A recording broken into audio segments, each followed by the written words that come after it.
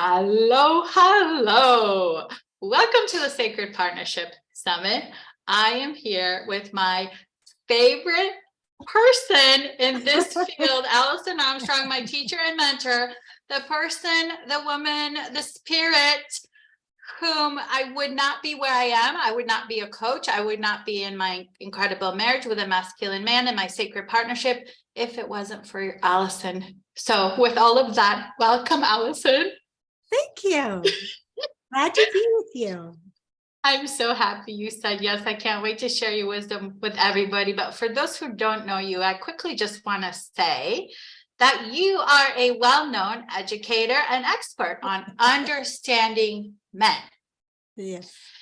And you're the CEO and the co-founder of PAX Programs Incorporated, which is your education company and how you teach a lot of incredible things. You have so many courses, from being extraordinary, the Queen course, understanding men, dating, partnership, incredible things. And you are the designer of the wildly acclaimed Celebrating Men, Satisfying Women workshop, which I did years and years ago. Yeah, that's where we started. That's where we started. Back in 2006, it was for me. Awesome. So I loved it. And you've got these incredible programs for graduates, which I also did. I trained with you in those graduate programs, and you researched men. You did your own research and you wrote about the research because you really listened and you really watched, and you did this for many, many, many, many years. And Here we are. Yeah, it's been a long time.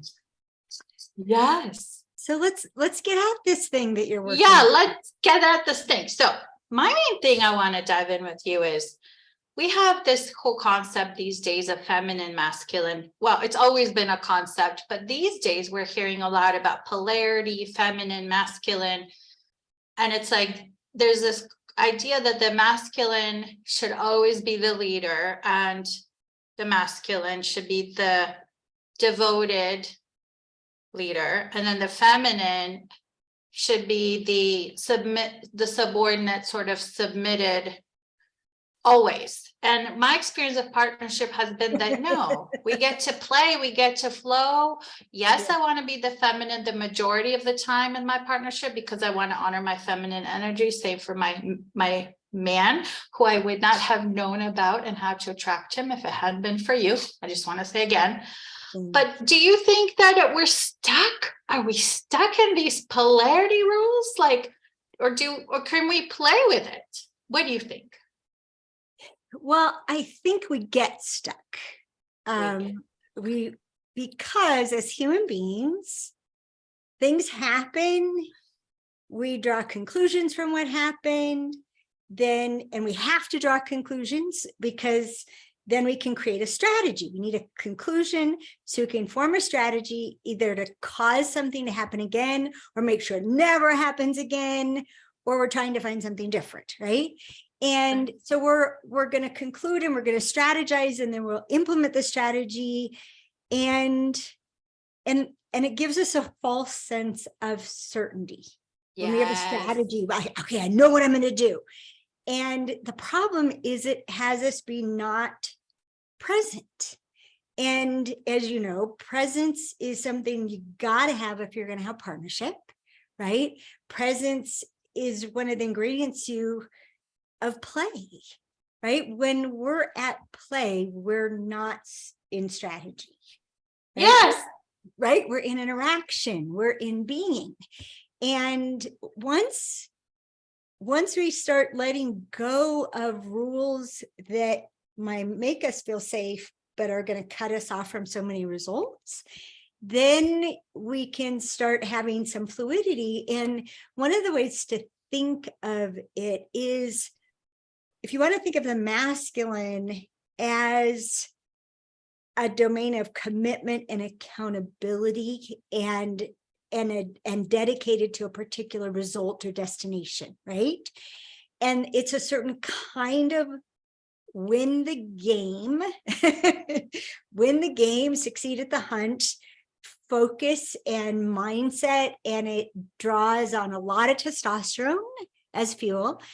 And it's awesome. Like, Yeah. accomplish, right? You know my expression, we dicked it, right?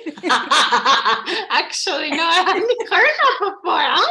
Oh yeah, absolutely. Yeah, like there's no like dicking around like somebody's just like not getting anything done. No, that's a misnomer. You know, get it done in masculine mode. But being feminine doesn't mean not leadership. I would suggest it's a different kind of leadership. That what we're being accountable for is, instead of a destination, right? What we're being accountable for are ways of being in the present, and those ways of being alter life. And I learned this from men. I learned about feminine leadership from men because they are in awe of us. They think it's amazing how we can walk into a room and change everything just because of how we're being, whether we're being joyful or we're being patient or we're being compassionate, right? Or we're being playful. They watch, they're very sensitive to, oh my gosh, everything just changed.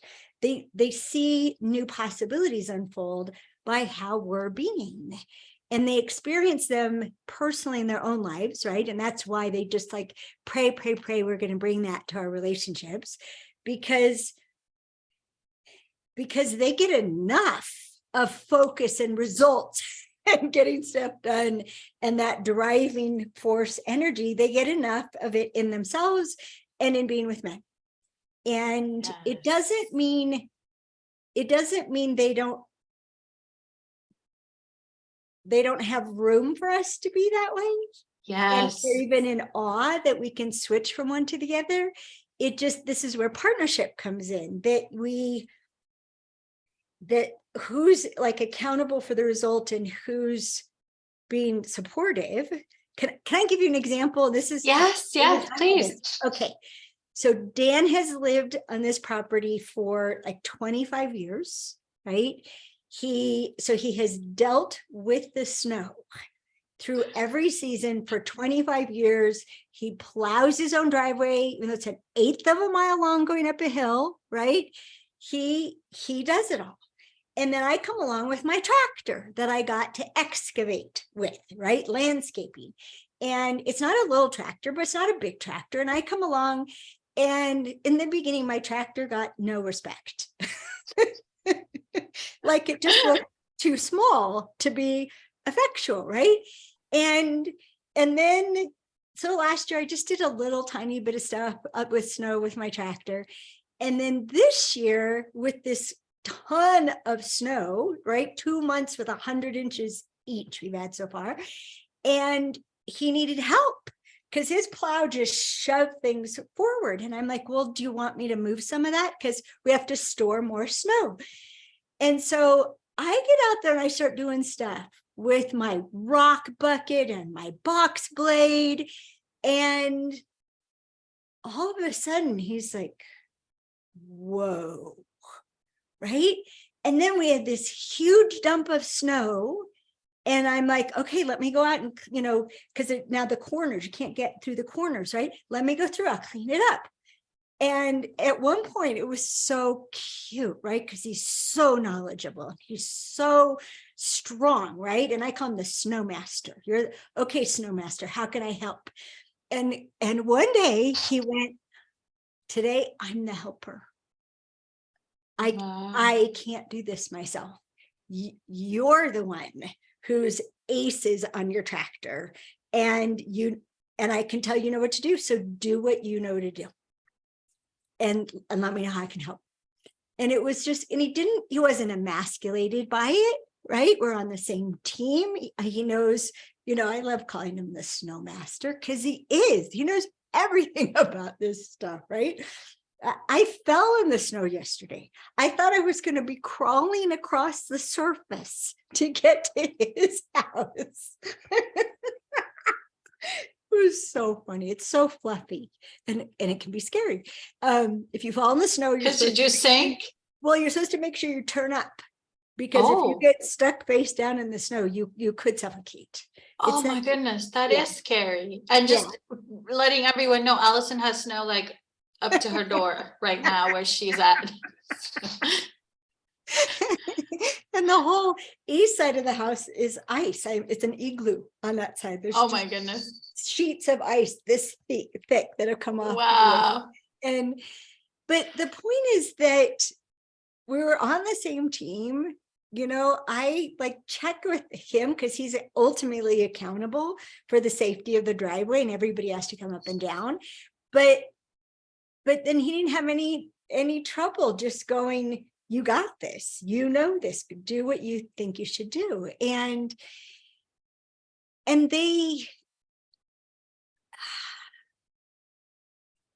it's this thing about this willingness to need each other, this willingness to be dependent upon each other, this willingness to defer to strength, and even have conversations about different strengths. And how we got to this place with the snow removal was, in the beginning, there was a lot of confusion.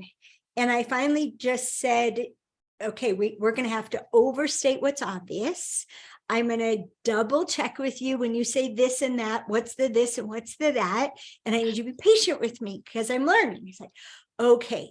And then it was awesome because I'd be like, we'd stop. We were both working at the same time, his plow, my tractor. And then I'd be like, okay, let's confer. And we'd turn the machines off and we'd walk along the driveway and we'd align on what had to do what. And it just, we had to take time for more clarity, right? And so we had to allow for, we're going to work on this for hours.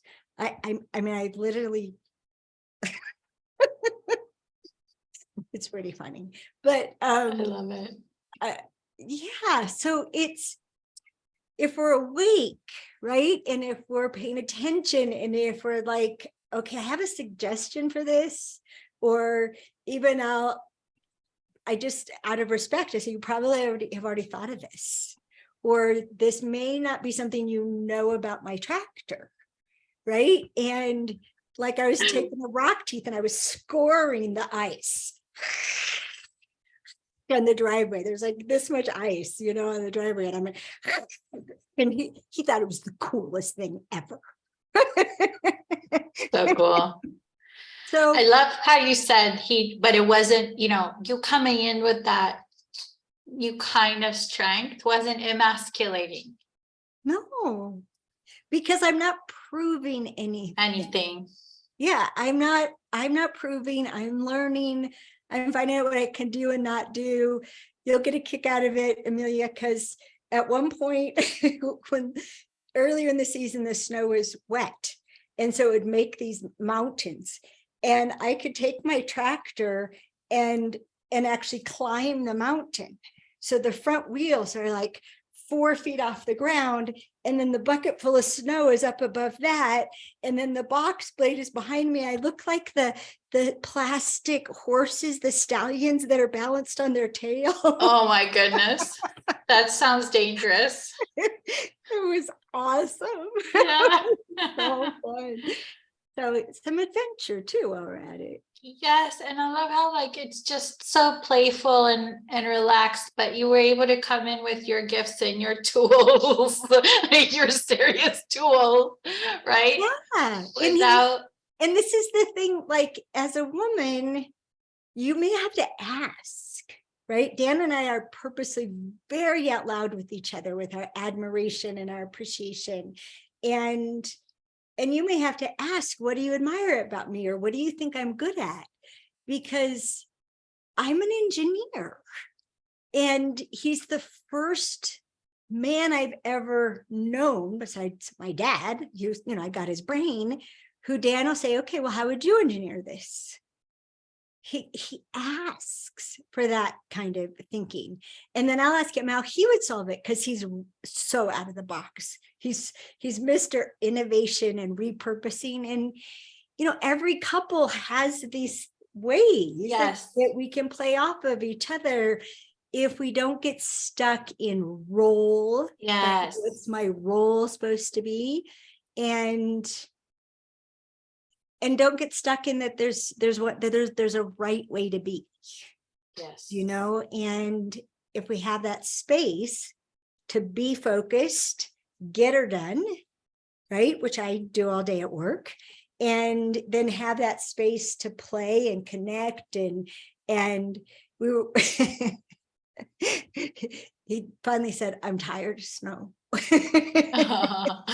And so we started fantasizing, and we were like having these fantasy conversations about where we could build another place to live that's closer to the road so we can enjoy all the countryside he owns, his 35 acres of wilderness, but we wouldn't have to go through so much to get to the grocery store. Yes. Oh my goodness. But it was fun. We're like, you're just fantasizing. Okay, this is fantasy. Yeah. Wow. It's so amazing, because it's almost like as you're talking about that, because I've just been wanting to really bring in the themes of partnership, passion, and power, because they're paramount, all piece to partnership. Whoa, I did 5 in a row. Paramount to partnership. The passion, it's as you're telling me that, I'm like, ooh, like, oh yeah, you did all of that, which you didn't lose the polarity, so you didn't lose the passion. Maybe somebody looking from the outside would have been like, they're messing up their polarity there. Right?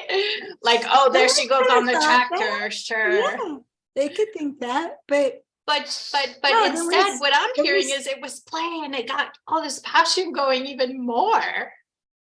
Yeah, and then we stop and go to the hot springs together. But passion's also, you don't have passion if you don't have presence. You play. So you got to get out of that strategy. Yes. And then passion is interesting, Emilia, because so many people reserve it for bedtime. Yeah. Bedtime is, right? And then we're going to turn it on.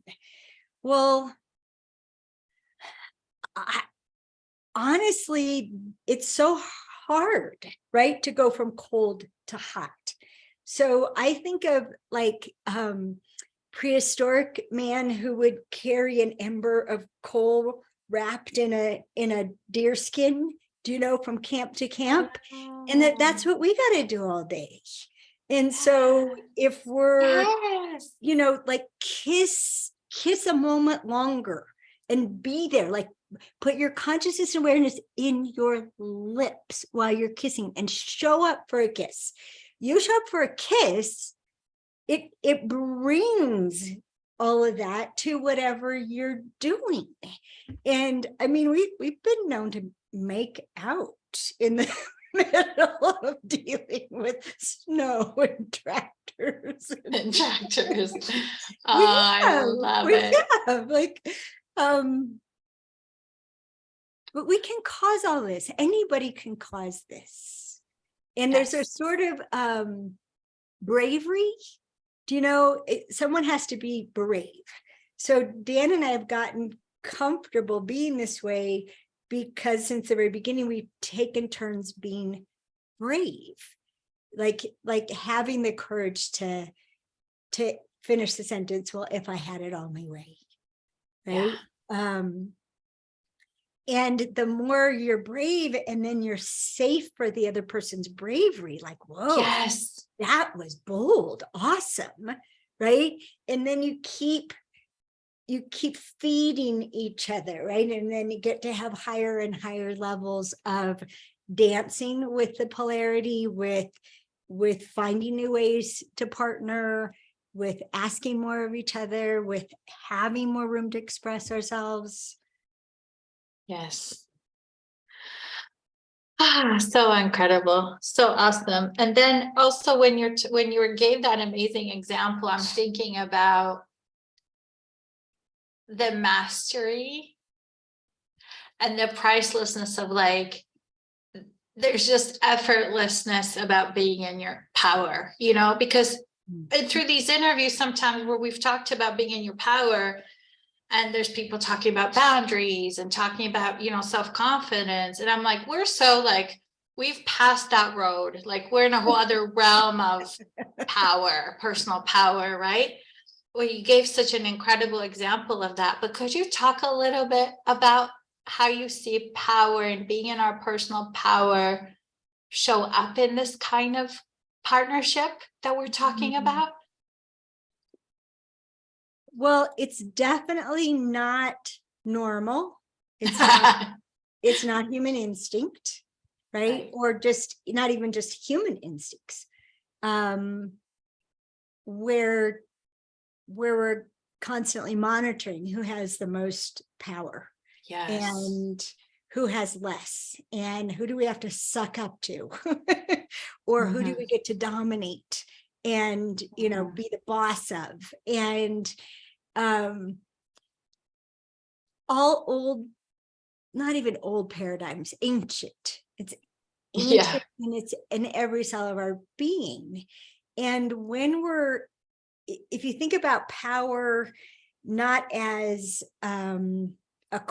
like a quantity of force, if you think of power more as flavors, like it's all ice cream, but there's different flavors, and the flavors can be huge differences. And some of the things I talked about before, patience, true patience is a power. Compassion is a power. You and I were chatting ahead of time, being kind. To be brave enough to be kind and tell somebody the truth, your truth, it's power. It's a form of power. It's a flavor of power, and it's not visible the way that you can see the ability to push somebody into the out of bounds on the football field, right? You can see that kind of power, but it doesn't make it any less powerful. And so when you say be in your power, what we have to define it. So what is my power, right? Like freedom is my highest value. I am a freedom fighter, right? I am always going to show up as a commitment to freedom. And when I do what I need to do in order to be free myself, to embody freedom myself, then I'm in my power. And so there's a lot of, the more clear we get about the ways of being we're committed to. And, Dan's an athlete, badass, terrifying hockey player, right? The game of violent gentlemen, they call it. And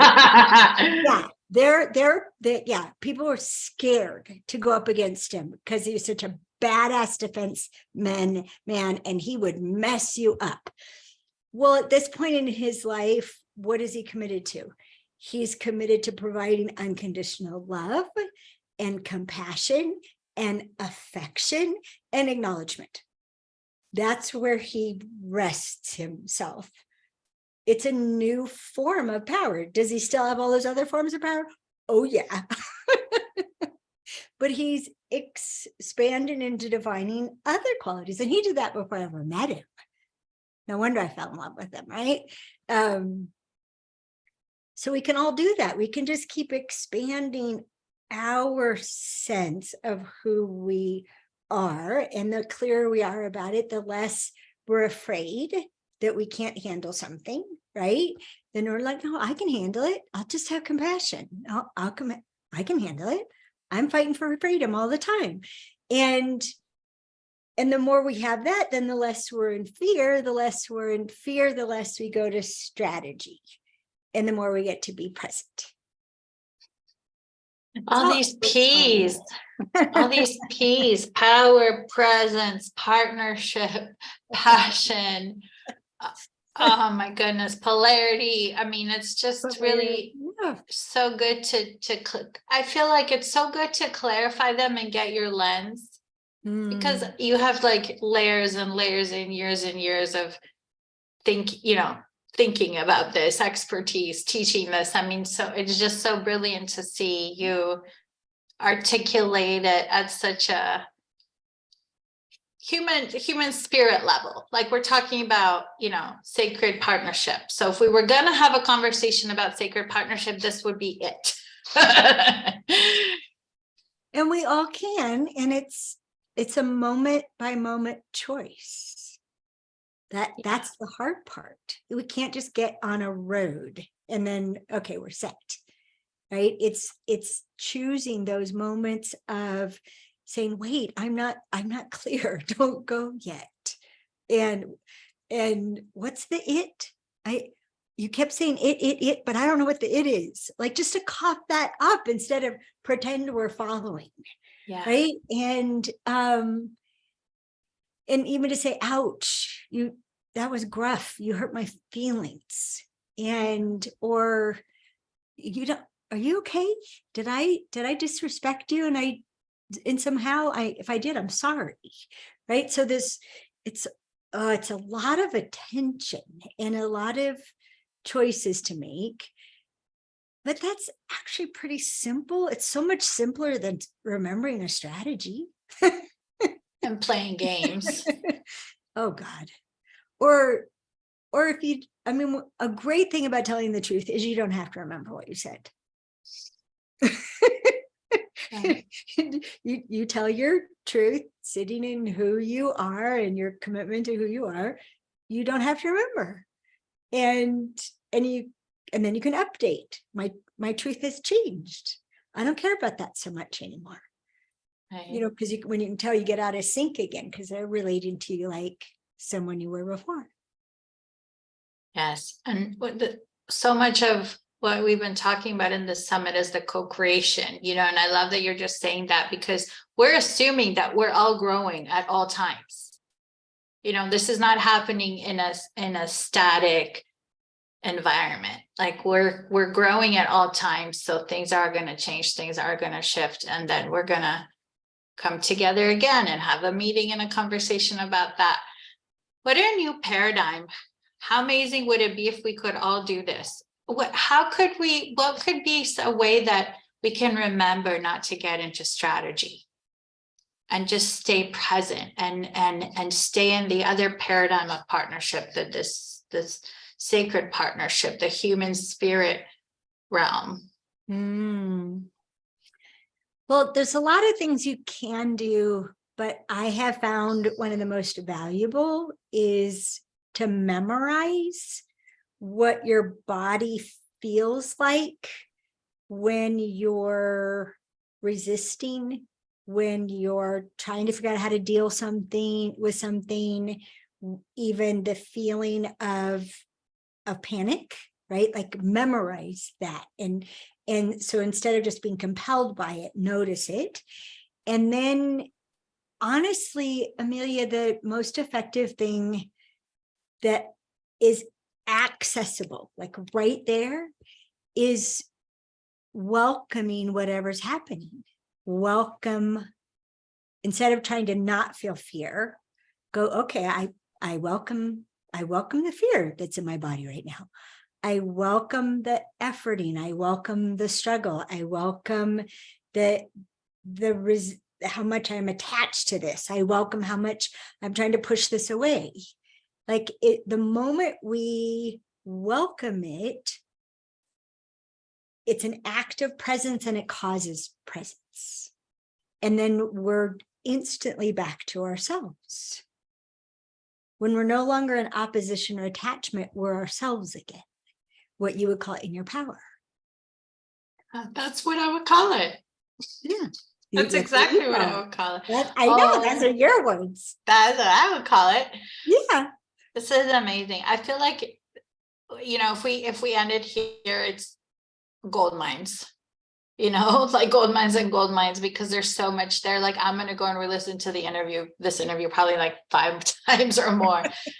because yeah, these pieces and these layers and these different, like you said, flavors, there's so much to this human experience. And here we are getting into the really juicy flavors of it, of what partnership could be and co-creation could be like. So thank you so much, as always, for your wisdom and your time and your playful spirit, and just having you, and for your beautiful, thoughtful, very deep, and just like eons of experience and thoughts, is you like, I can just feel that it's like, okay, there she is, the real deal's coming out now, like it's not I've only been working on this for 42 years. Yeah. So amazing. And it fascinates me, as you know, right? It just keeps Yes. uncovering and uncovering. And then, since Greg passed away, it'll be 4 years in June, and becoming suddenly single, right? After almost 3 decades of figuring out how to do this in a marriage, raising children, right? I've gotten to do it all over again, right? I've gotten to and had to relearn as getting to know new people and discerning what works for me and what doesn't. And the more I hold myself to account for who I'm committed to being, it makes this very safe space for Dan to keep rising to the occasion of how much I require. I don't put up with much, but I also don't make it like grueling and awful, right? It's a call to be great. Come be great with me. Yeah. And did you date? Did you meet Dan dating? Or no, I didn't. Okay. It was the first Smart Singles intensive, and a student asked if I was available, and I didn't want to be available, but I had to practice what I preach, which is interact, like all the time. Build the muscle, being true to yourself. And so she introduced us, and Wow. yeah, that was over 2 years ago, and we committed to an exclusive exploration of who we can be for each other. Had no idea how long it would last, or we'd end up being friends, or now we're talking about, okay, when we're in our 70s, when we're in our 80s, when we're in our 90s. That's awesome. That's pretty cute. Thanks for sharing that story. It's so good to know. I'm sure other people are wondering that too, because for those of us that know you, you had been with Greg for a long time. So this is a new chapter, new update, new journey. Yeah, I met Greg 6 months after I started studying men in 1991. And yeah, so it's, and Dan's going through our curriculum. He better. No, just kidding. Oh, absolutely. It's a requirement. So, and he has buddies, and they do exercises, and they chat about stuff. And so he's completed Lux, and he just completed Understanding Women yesterday.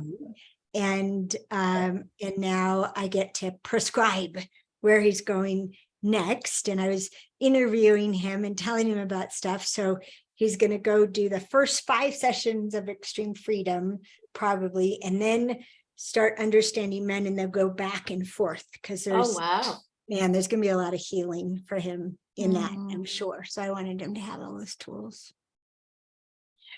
That's the one I did. The training with you was Extreme Freedom, all that healing. I use it all the time. Yeah. Like in my sessions, I use it for myself. Yeah. And in my meditations, the welcoming, the compassion, all of it. Yay. Yeah. So thank you so much. Wonderful summit. Yes. Do it. I recommend you do it like your life depends on it. Yes. But Don't let anybody tell you what to do. Thank you so much, Alison. It was so You're great to welcome. have you. Thank you, thank you, thank you. And hopefully you will come back and be with us again soon. Thanks, Emilia. Mwah. Bye, everybody. Bye.